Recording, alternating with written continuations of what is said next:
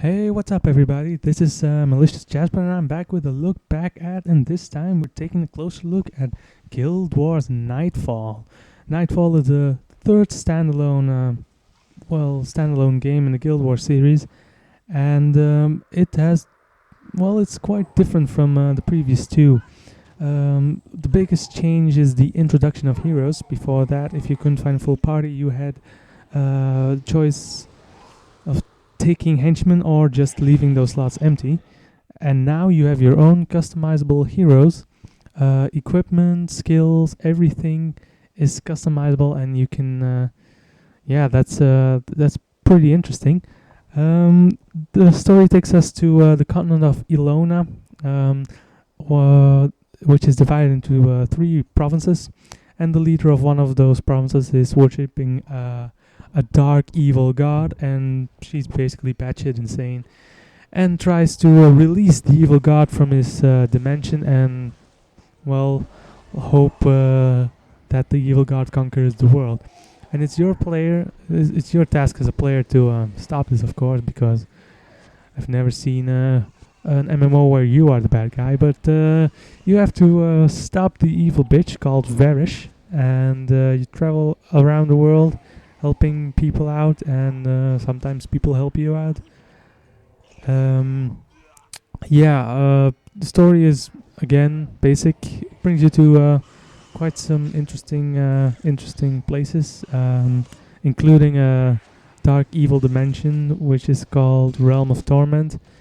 The fauna and flora of Ilona resembles the African savannah pretty decently. Basically, a lot of desert, lots of sand.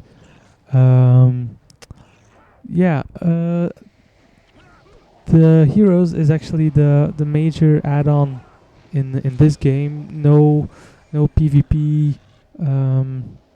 Oh, wait a second. I think they did add hero battles.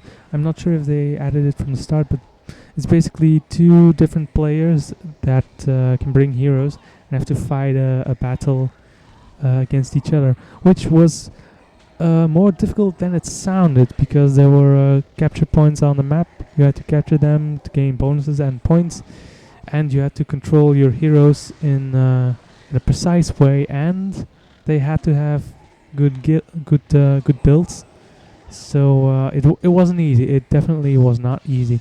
But that's all they add in PvP. Basically, they did some updates on builds and skills, etc., which they've done actually throughout the entire game. So they introduced some new skills, two new professions: the Paragon and Dervish.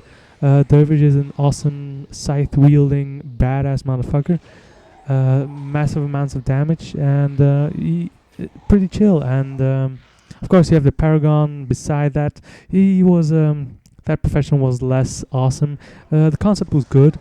It was a profession that basically had a spear and used it for ranged attacks, like a throwing spear, and was able to buff the team using shouts and chants.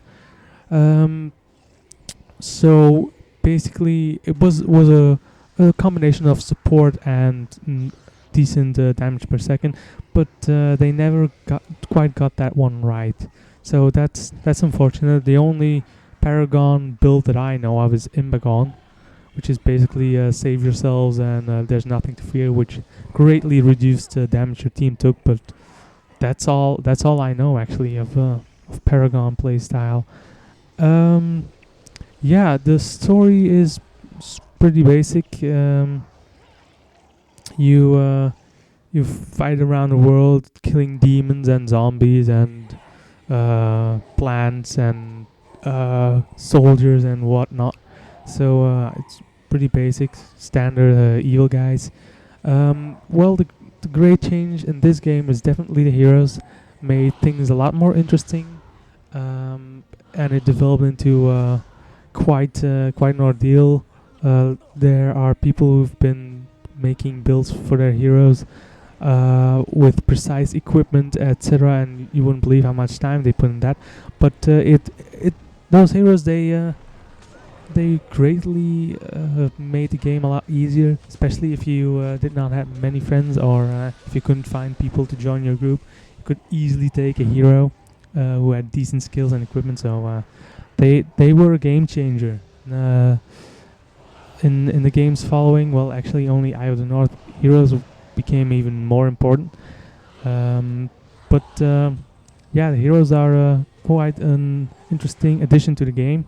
Um, it was the first Guild Wars game I played, and I immediately loved it. So it was a fucking awesome game, and I'll see you guys next time. See ya.